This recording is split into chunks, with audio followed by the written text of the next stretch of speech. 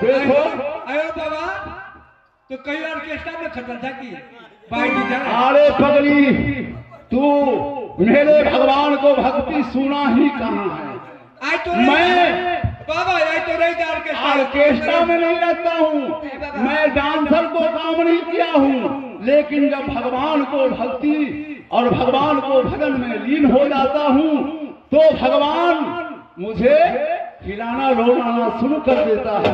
तू लोग का बताए कि जहाँ जाना है जाओ। बाबा तू नटो के काम कर चल। बाबा नटवा के काम कर या शनिवार मेरे घर में हनुमान रखना है। ए बाबा ऐसा नहीं लड़ नटवा के देख भगवान को जब दिल हो जाता हूँ। अरे जब मैं नशुआ को काम करते डांसर को काम करते तो मुझको भी गाछी में जाना पड़ता। तू नहीं जानते हो, तुम ही लोग करो और गाछी में जाकर चलो। लेकिन भाभी क्या है कह रही थी तू क्या कि जोगी बाबा तुम्हारी भतारी प्यार है वही जोगी बाबा जैसे सकल भैया जगरू सिंह का अब भैया कागा सिंह का तुम बहुत बड़ाई करती जोगी बाबा करती बड़ाई अपने भैया की जैसे सकल दोनों जोगी बाबा के वैसे सकल न झाड़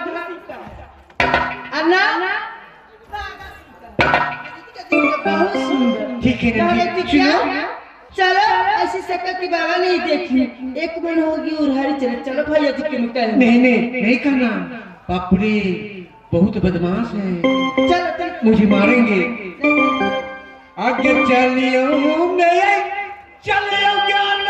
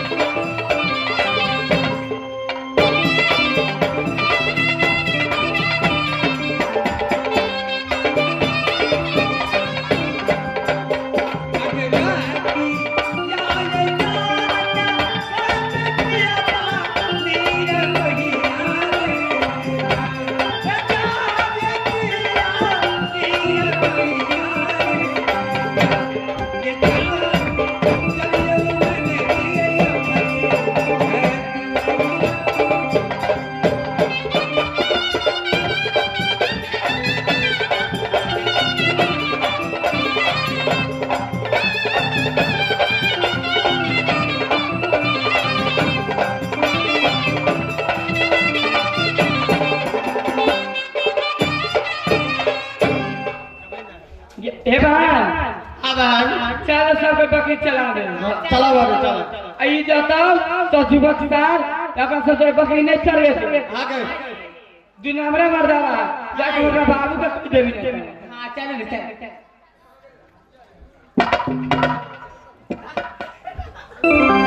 ये बहन हां बहन एक बात कहिए काम चलो ये भुजा से बट किन ले हां सब बहन बकरी चल जाए। हां चलो ठीक है ना अरे ए बहन अब आ गया जतरा नींद चल लागे सुतले रह गेले के की कहियो सुता जाए फिर हटे सुत रही छी। चलो ये बकरी चल बुझली हां गे चलो मेरी बहिना या बचांगा लोग के पास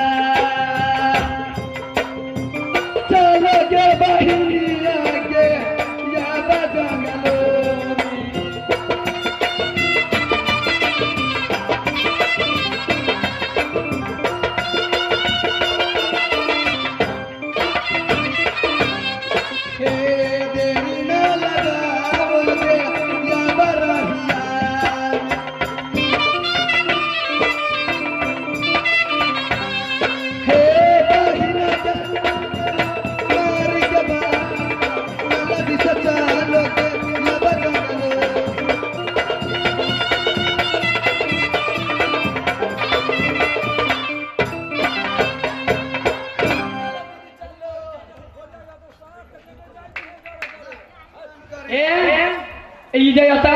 के बिया का आगे तो ओकरा नहीं जाय दिया बता बड़ा हरान कर जहां बकरी सब जे कैला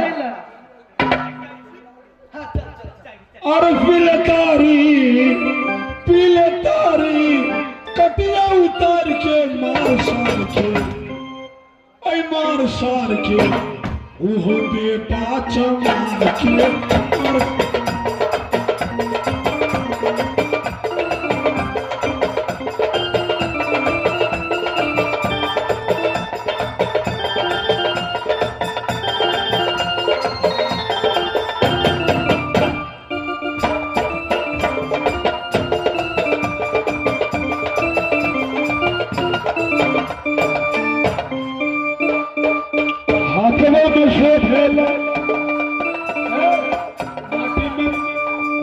पछम से भेला माटी के काटिया हथम से भेला कुकरी के हसुआ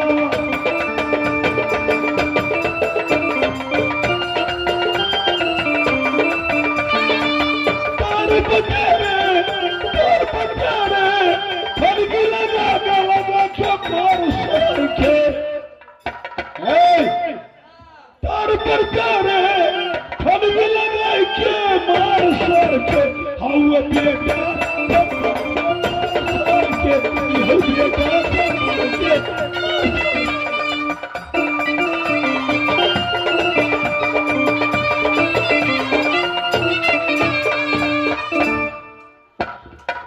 हाथों में शोध है लड्डू बोला चारिया मुखबा बनाई खेये को बतबा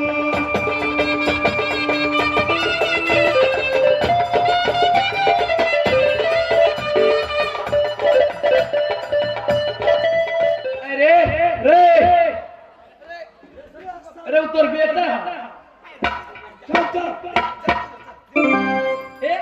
तू जब वही आ गया अरे तो अपना बाप के कह दे असंडी से रंग दे तो अपना बाप के कह देबी हां तो हम अपना बाप के कह देबे कह दे कबै छोड़ी हमरा ज्यादा न करिया केना कर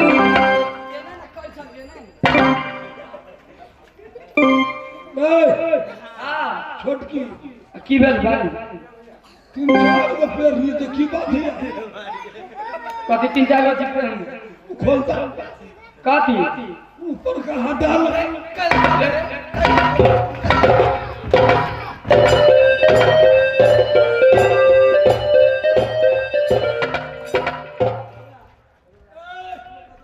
तोरा मरला से कुछ नहीं होता ना हमरा कथुरे बिगड़ता कथी ना कदे दिन हम पिता के दे एक दिन मार देबो ना हां तो 9 महीना भर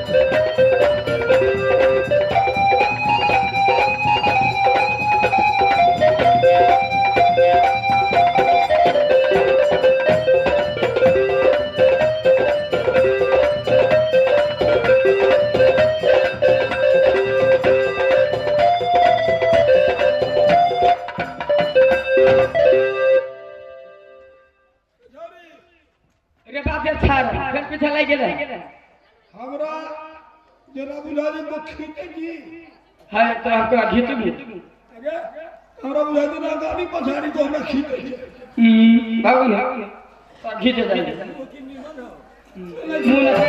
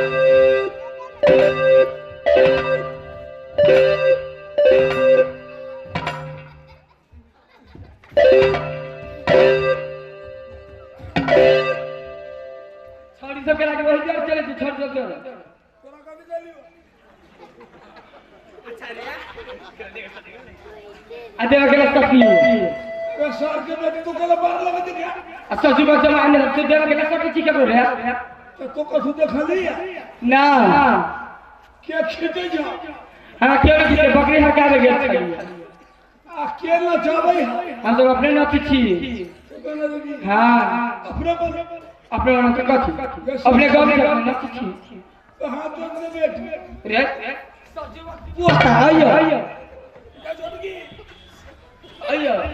तो हमरा से बियाह कैले हां बे तो हर मतारी ने हमरा बाप से खली जा बे हां कदू देखा लिया ना उठा हाय हाय कथी થઈ रे तासरा मार छी त कथी मारी है कथी उठै कैला कौन गाँव बनिनिया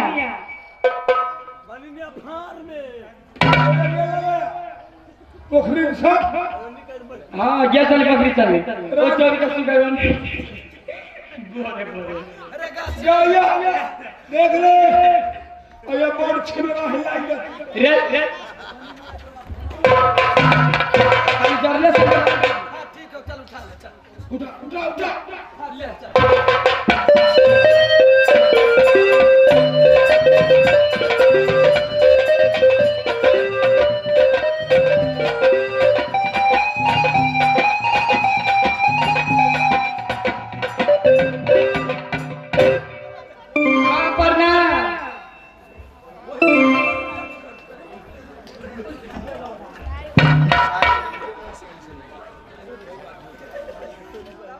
इधर आओ साले बाबा से क्रिटिसाइज करोगे ऐसा शराब दे दूंगा जो 6 महीना के लिए तुझे बकरी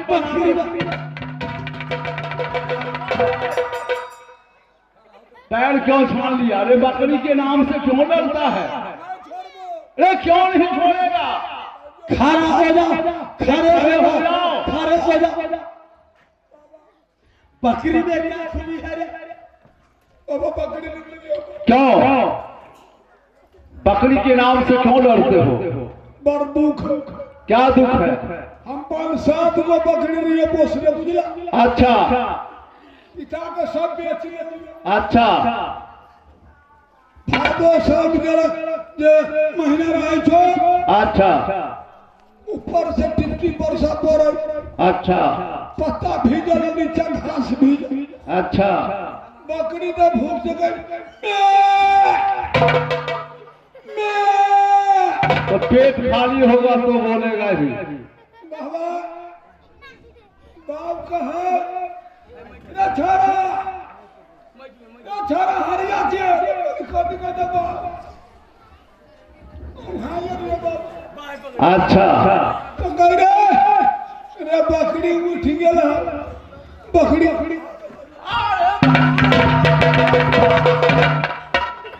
जोगी बाबा तुझे बकरी दिखाई दे रहा है? लो शराब देता हूँ साले तुमको, जाओ तुम बोकरा बन जाओ साले।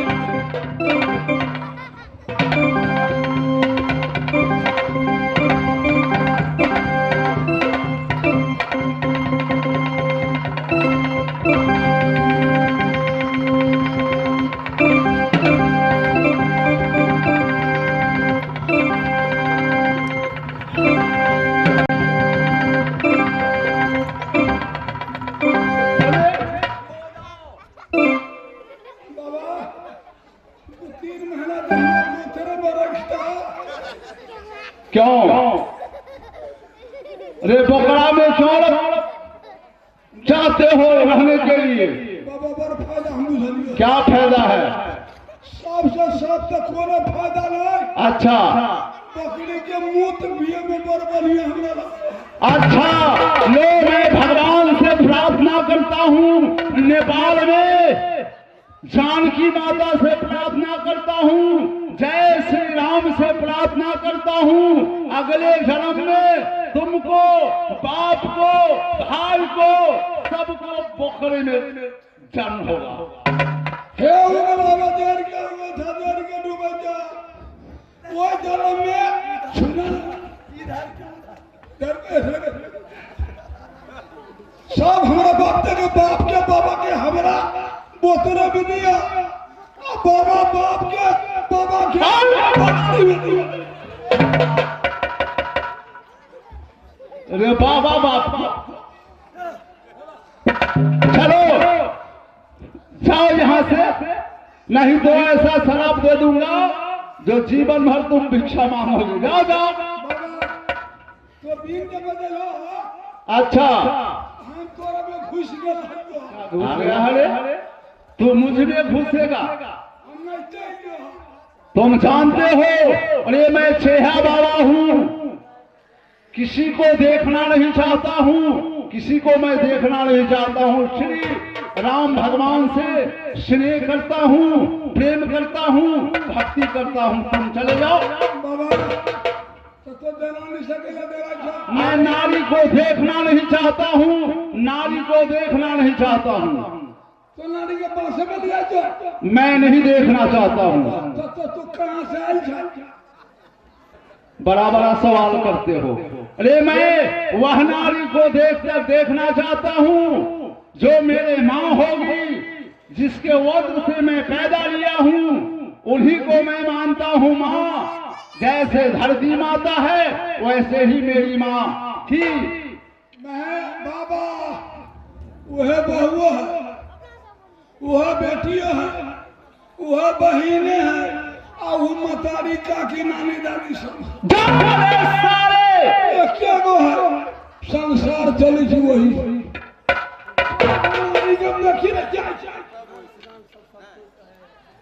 जाओ। अरे जाओ तुम यहाँ से जाओ, जल्द जाओ। तो छेहा बाबा था कि अति जा मैं छेहा बाबा हूँ। छेना बाबा था तो जा रहे। मैं कहता हूँ मैं छेहा बाबा हूँ, तो तुमको छेना कहाँ से दे दूँ?